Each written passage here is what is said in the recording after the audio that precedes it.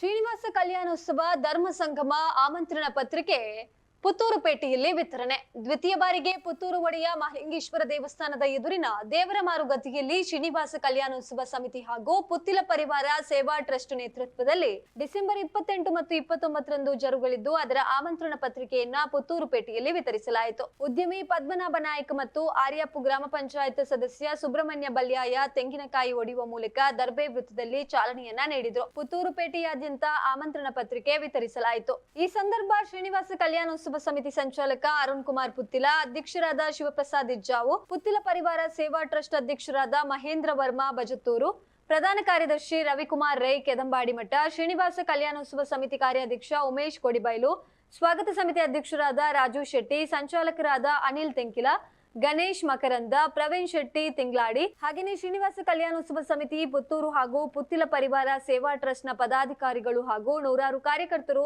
ಆಮಂತ್ರಣ ವಿತರಣೆಯಲ್ಲಿ ಪಾಲ್ಗೊಂಡ್ರು.